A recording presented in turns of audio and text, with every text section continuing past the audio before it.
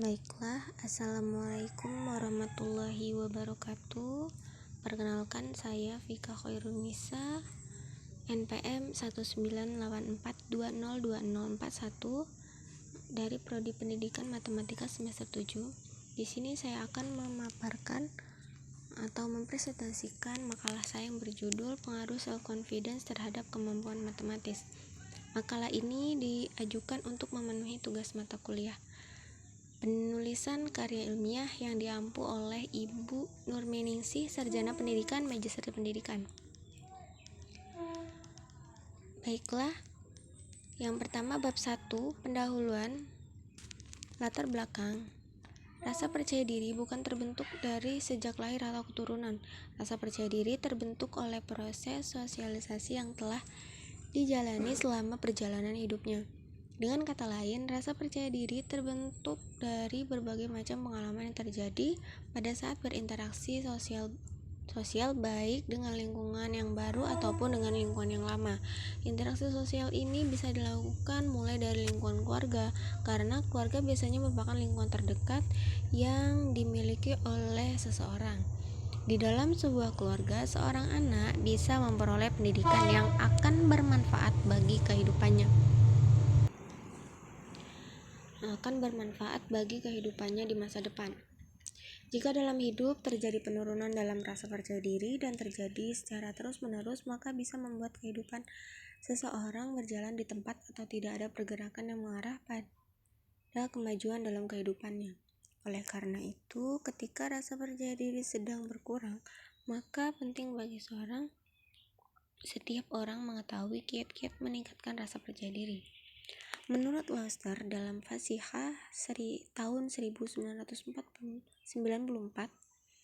menyatakan bahwa self-confidence merupakan suatu sikap atau perasaan yakin atas kemampuan diri sendiri sehingga orang yang bersangkutan tidak terlalu cemas dalam tindakan-tindakannya, dapat merasa bebas untuk melakukan hal-hal yang disukainya, dan bertanggung jawab atas perbuatannya, hangat dan sopan dalam berinteraksi dengan orang lain, dan menerima dan menghargai orang lain, memiliki dorongan untuk berprestasi, serta dapat mengenal kelebihan dan kekurangan. Yang kedua yaitu rumusan masalah. Yang pertama, apa pengertian dari self-confidence? Yang kedua, apa yang dimaksud dengan kemampuan matematis? Dan yang ketiga, apakah self-confidence dapat berpengaruh terhadap kemampuan matematis? Dan yang ketiga yaitu tujuan masalah. Yang pertama, untuk mengetahui apa pengertian dari self-confidence. Yang kedua, untuk mengetahui apakah yang dimaksud dengan kemampuan matematis. Dan yang ketiga, untuk mengetahui apakah self-confidence dapat berpengaruh terhadap kemampuan matematis. Bab 2, pembahasan. Yang pertama, pengertian self-confidence. Self-confidence atau percaya diri adalah sejauh mana Anda punya keyakinan terhadap penilaian Anda atas kemampuan Anda dan sejauh mana Anda bisa merasakan adanya kepantasan untuk berhasil. Menurut Ignovo tahun 1999, secara sederhana mendefinisikan self-confidence berarti memiliki keyakinan terhadap diri sendiri. Menurut Neil dalam Hadi dan Putri tahun 2005, self-confidence adalah kombinasi dari self-esteem dan self-efficacy. Menurut Jacinta tahun 2002, mengartikan self-confidence adalah sikap positif seorang individu yang merasa memiliki kompetensi atau kemampuan untuk mengembangkan penilaian positif baik terhadap dirinya maupun lingkungan. Menurut Hasan tahun 2004 menyatakan self-confidence adalah percaya akan kemampuan sendiri yang memadai dan menyadari kemampuan yang dimiliki serta dapat memanfaatkan secara tepat. Dan dapat disimpulkan bahwa self-confidence adalah perasaan yakin akan kemampuan diri sendiri yang mencakup penilaian dan penerimaan yang baik terhadap dirinya secara utuh, bertindak sesuai dengan apa yang diharapkan oleh orang lain, sehingga individu dapat diterima oleh orang lain maupun lingkungannya. Penerimaan ini meliputi penerimaan secara fisik dan psikis, Perilaku yang menunjukkan keyakinan pada kemampuan dan penilaian diri sendiri yang sering muncul dalam berbagai situasi untuk menghasilkan kinerja yang lebih unggul. Cara meningkatkan self-confidence antara lain, yang pertama, berhenti membandingkan diri kamu dengan orang lain. Dengan cara membandingkan diri kamu dengan orang lain itu adalah suatu hal yang tidak sehat, karena jika kamu sadari semua orang sedang berlari dalam perlombaan sendiri, tetapi hidup bukanlah kompetisi. Yang kedua, jaga tubuh kamu. Menjaga kesehatan dengan tidur yang cukup, makan makanan yang sehat, dan sering berolahraga. Jadi ketika kamu merasa fisik kamu berada pada titik terbaik, maka disitulah kamu akan merasa lebih percaya diri. Yang ketiga, latih self-compassion, yaitu memperlakukan diri dengan baik ketika kamu membuat kesalahan, kegagalan, atau mengalami kemunduran. Yang ketiga, embrace self-doubt, yaitu mencoba berlatih untuk menghadapi ketakutan yang membuat kamu kurang percaya diri. Yang kelima, melakukan eksperimen perilaku, mencoba untuk melakukan hal-hal yang otakmu katakan kalau kamu tidak bisa. Katakan pada dirimu bahwa itu hanyalah sebuah eksperimen dan lihat apa yang terjadi. Yang kedua, ada manfaat dari meningkatnya self-confidence. Menurut Satya Dharma tahun 2000, rasa percaya diri dapat memberi dampak positif pada seseorang, yaitu yang pertama, emosi. Jika seseorang memiliki rasa percaya diri yang tinggi, ia akan lebih mudah mengendalikan dirinya dalam suatu keadaan. Yang kedua, konsentrasi. Dengan memiliki rasa percaya diri yang tinggi, seorang individu akan lebih mudah memusatkan perhatiannya pada hal tertentu tanpa merasa khawatir akan hal-hal yang dapat mengganggu konsentrasinya. Dan yang ketiga, sasaran. Individu dengan rasa percaya diri yang tinggi cenderung untuk mengarahkan tindakannya pada sasaran yang cukup menantang. Karenanya juga ia akan mendorong dirinya untuk berupaya lebih baik. Yang keempat, usaha. Individu dengan rasa percaya diri yang tinggi tidak mudah patah semangat atau frustasi dalam berupaya meraih cita-citanya. Ia cenderung terus berusaha sekuat tenaga untuk bisa membuahkan hasil. Yang kelima, strategi. Individu dengan rasa percaya diri yang tinggi cenderung terus berusaha untuk mengembangkan strategi untuk memperoleh hasil yang baik dari usahanya. Dan yang keenam, momentum. Dengan rasa percaya diri yang tinggi, hal ini akan memberikan kesempatan pada dirinya untuk memperoleh momentum atau saat yang tepat untuk bertindak. Yang kedua, yaitu kemampuan matematis.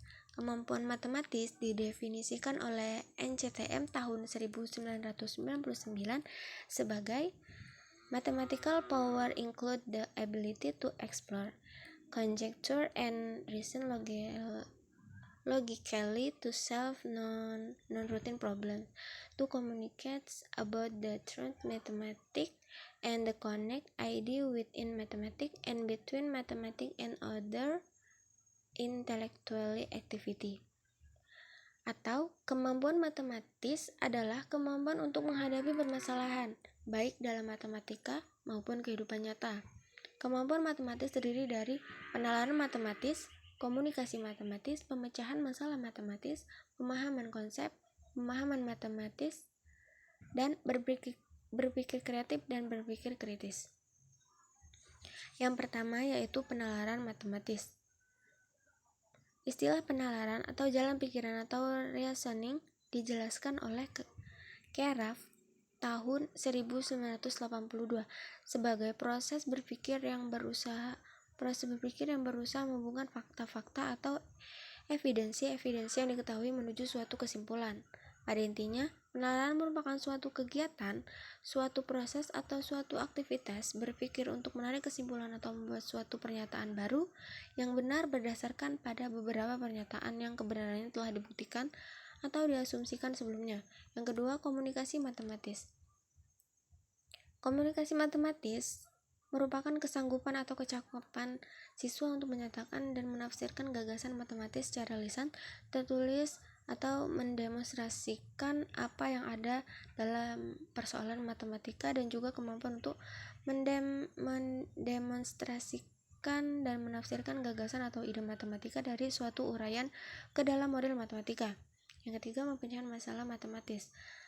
Menurut Sujono, tahun 1988, melukiskan masalah matematis sebagai tantangan bila pemecahannya memerlukan kreativitas, pengertian, dan pemikiran yang asli atau imajinasi. Dan yang keempat, pemahaman konsep. Pemahaman merupakan terjemahan dari istilah understanding yang diartikan sebagai penyerapan arti suatu materi yang dipelajari. Sedangkan konsep adalah suatu rancangan atau ide abstrak yang memungkinkan seorang untuk menggolongkan suatu objek atau kejadian. Jadi, pemahaman konsep adalah pengertian yang benar tentang suatu rancangan atau ide abstrak. Yang kelima, pemahaman matematis. Istilah pemahaman dapat ditemukan dalam beberapa tulisan. Menurut Sumarmo tahun 1987 menerjemahkan pemahaman sebagai understanding. Yang keenam, berpikir kreatif. Menurut MC Gregor tahun 2007, berpikir kreatif adalah berpikir yang mengarah pada pemerolehan wawasan baru, pendekatan baru, perspektif baru, atau cara baru dalam memahami sesuatu. Nah, yang ketiga, pengaruh self-confidence terhadap kemampuan matematis. Menurut Yunita Rosiana dan Hendriana tahun 2018, siswa yang memiliki motivasi belajar tinggi ketika menyelesaikan soal kemampuan berpikir kritis matematis, maka siswa tersebut dapat menyelesaikan soal tersebut dengan baik. Sedangkan siswa yang memiliki motivasi belajar kurang ketika pembelajaran matematika cenderung menyelesaikan soal matematika sesuai pemahaman yang dimilikinya.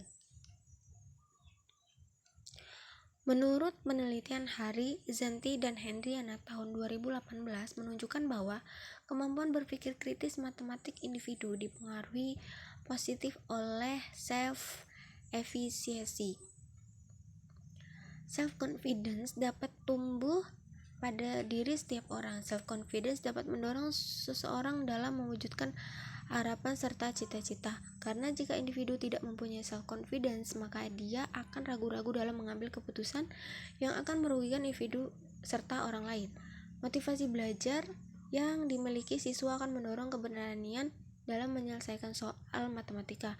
Menurut Hendriana tahun 2012, kepercayaan diri akan memperkuat motivasi mencapai keberhasilan karena semakin tinggi kepercayaan terhadap kemampuan diri sendiri, maka semakin kuat pula semangat untuk menyelesaikan pekerjaannya.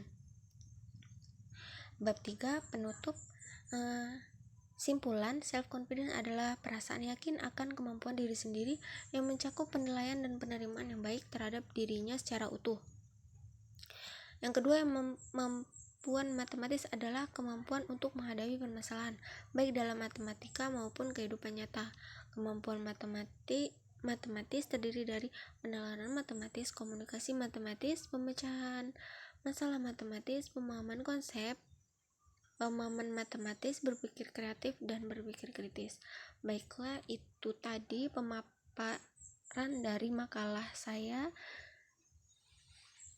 Jika ada kekurangan saya mohon maaf, kepada Allah saya mohon ampun.